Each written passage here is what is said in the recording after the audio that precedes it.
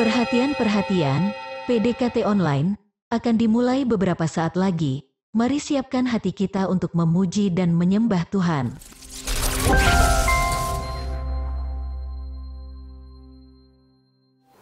Hari ini kita akan lanjutkan sharing firman Tuhan seperti luar biasanya. Nah, kali ini sharing firman yang akan saya bawakan berjudul Jagalah Hati. Di zaman now atau di zaman sekarang ini, biasanya orang sibuk menjaga yang namanya harta, penampilan, kesehatan, ataupun hal-hal lainnya yang bersifat jasmani. Seluruh hal tersebut penting untuk kita jaga, namun di atas semua itu ada hal yang lebih penting yang kerap kita lupakan. Sesuatu yang paling penting untuk dijaga, namun sering kita lupakan adalah menjaga yang namanya hati kita. Mengapa perlu atau harus menjaga hati?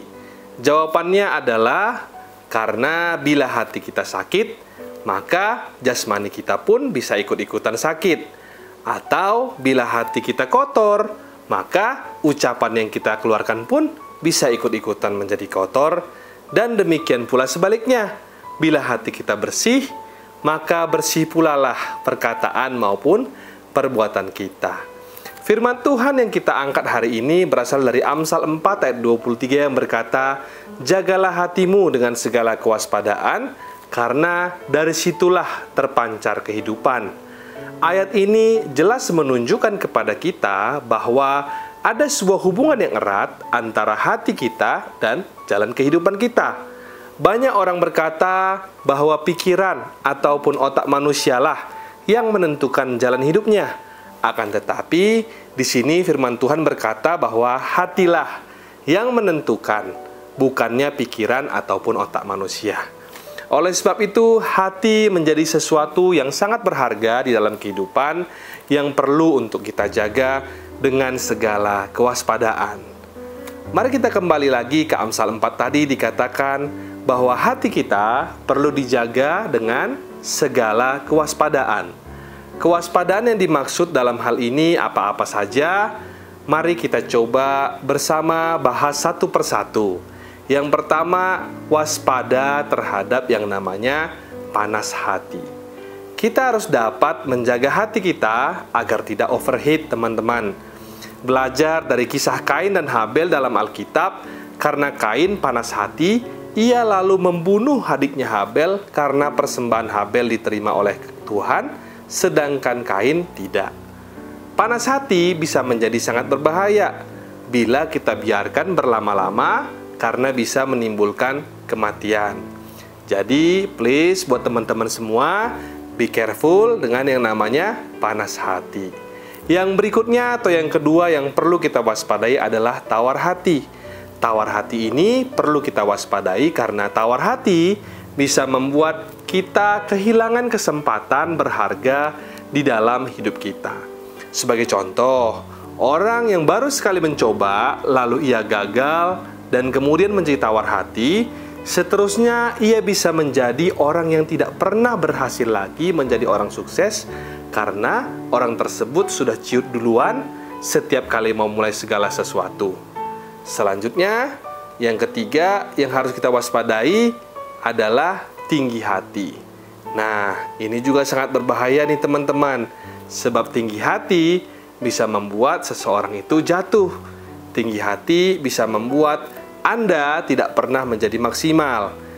Kita perhatikan dengan baik dalam Alkitab, dituliskan bahwa Allah membenci orang yang congkak, orang yang sombong, orang yang menganggap dirinya lebih hebat dari orang lain, yang menganggap dia lebih pintar, lebih cantik, ataupun lebih bijak dari orang lain. Ketika kita atau siapapun Anda yang menganggap diri Anda lebih dari yang lain, berarti Anda sedang terkena serangan yang namanya tinggi hati. Lalu berikutnya lagi yang perlu kita waspadai adalah iri hati. Iri hati ini juga bahaya loh teman-teman. Pernahkah saudara atau teman-teman ketemu dengan orang yang iri hati? Adakah orang iri hati wajahnya ceria?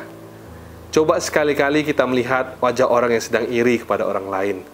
Wajah mereka seperti apa?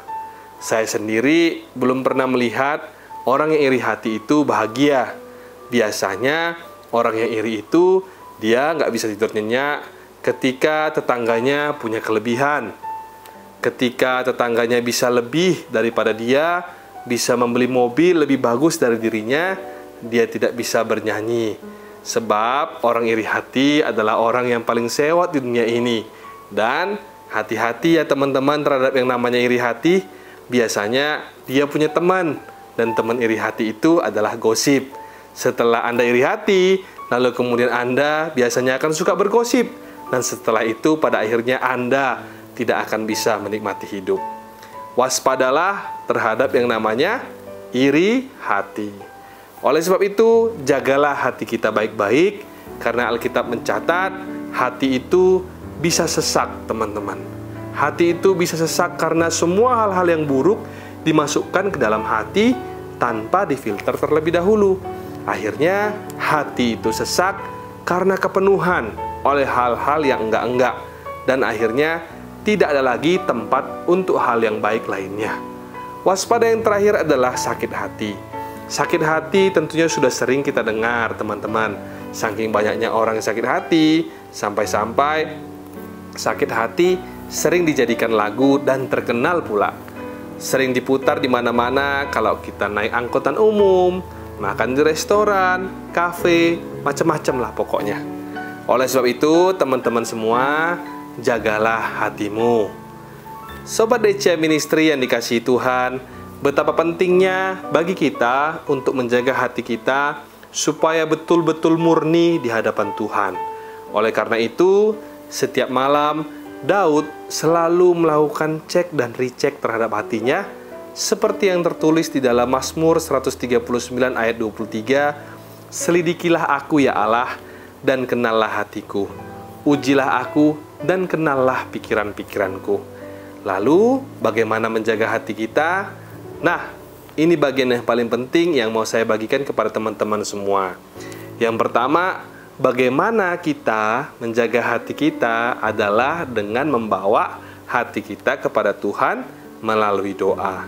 Dikatakan di dalam 1 Samuel 16 ayat 7, "Tetapi berfirmanlah Tuhan kepada Samuel, janganlah pandang parasnya atau perawakan yang tinggi, sebab aku telah menolaknya.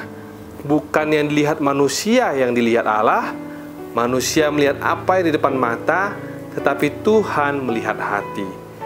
Tuhan tidak melihat apa yang di depan mata, namun Ia melihat hati kita. Oleh sebab itu, seperti Raja Daud, marilah kita setiap hari, baik itu pagi hari sebelum memulai hari-hari kita, atau malam hari sesudah seharian bekerja, kita membawa hati kita ini kepada Tuhan di dalam doa, agar selalu senantiasa dituntun, bahkan dilembutkan, sehingga hati kita selalu berada pada posisi yang benar, sesuai dengan kehendak Tuhan. Yang kedua, bagaimana menjaga hati kita adalah dengan cara banyak belajar firman Tuhan. Mari kita isi hidup kita setiap hari dengan firman Tuhan. Zaman sekarang ini sudah banyak sekali khotbah atau firman Tuhan yang bisa kita akses melalui media apapun. Walaupun kita juga tetap harus berhati-hati, sebab tidak semua khotbah yang disampaikan itu sesuai dengan Alkitabiah. Oleh sebab itu, setiap kita mendengar khotbah, kita perlu mengujinya terlebih dahulu. Termasuk juga dengan sharing khotbah yang saya sampaikan, juga perlu diuji terlebih dahulu.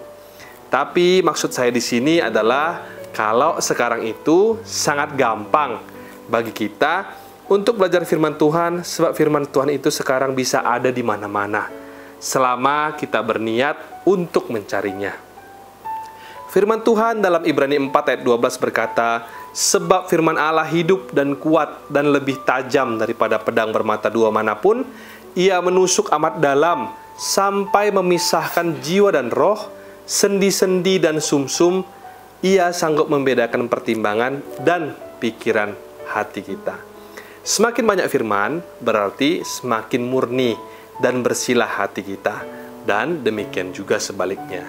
Yang terakhir, yang ketiga, bagaimana menjaga hati adalah dengan mempersiapkan diri kita untuk dibentuk oleh Tuhan.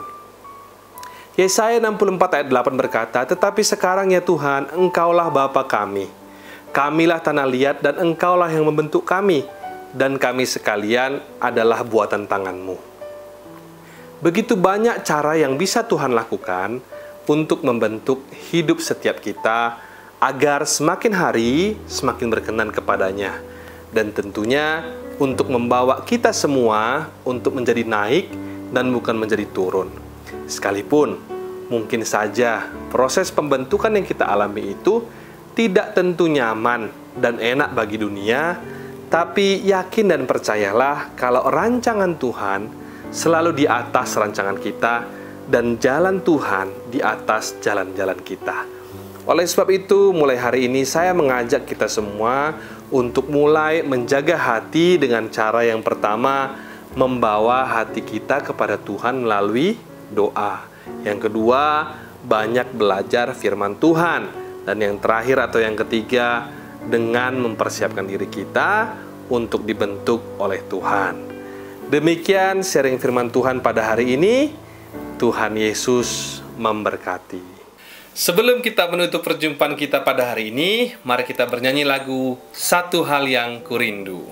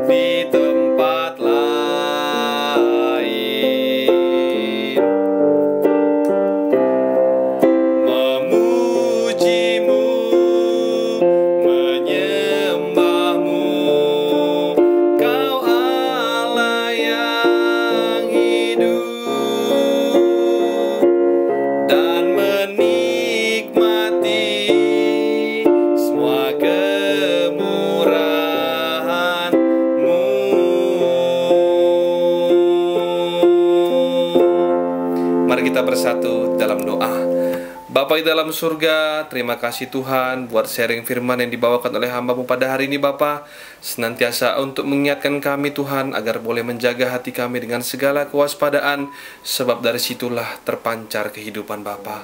Biarlah Tuhan setiap daripada kami yang mendengar pada hari ini Tuhan, hati kami boleh senantiasa dilembutkan Tuhan, untuk mendengar lagi Tuhan akan setiap daripada rencana-rencana Tuhan maupun kehendak-kehendak-Mu dalam setiap kami Bapa pribadi, lepas pribadi Tuhan, agar jalan hidup kami Tuhan senantiasa beroleh tuntunan dan kami pribadi lepas pribadi semakin berkenan bagi Engkau ya Tuhan. Kami juga senantiasa terus-menerus Tuhan tidak lupa Tuhan untuk berdoa bagi setiap teman kami, saudara maupun kerabat kami Tuhan, yang hari ini mereka semua dalam pergumulan Bapa, baik itu dalam sakit penyakit Tuhan, pergumulan dalam sekolah, kuliah maupun pekerjaannya. Kiranya Tuhan cepat atau lambat sesuai dengan waktunya Tuhan, mereka beroleh jawaban yang daripadamu sesuai dengan apa yang menjadi kehendak-Mu ya Tuhan Yesus. Mari sama-sama kita angkat tangan kita untuk menerima berkat daripada Tuhan. Terimalah kiranya berkat dari Allah Bapa, cinta kasih Yesus Kristus, penyertaan Allah Roh Kudus akan menyertai hidupmu mulai hari ini, bahkan sampai kali yang kedua Tuhan Yesus datang menjemput kita. Namamu tercatat dalam kitab kehidupan. Di dalam nama Tuhan Yesus yang percaya dan berkati, sama-sama kita katakan amin, amin, amin. Tuhan Yesus memberkati. Shalom dan sampai jumpa.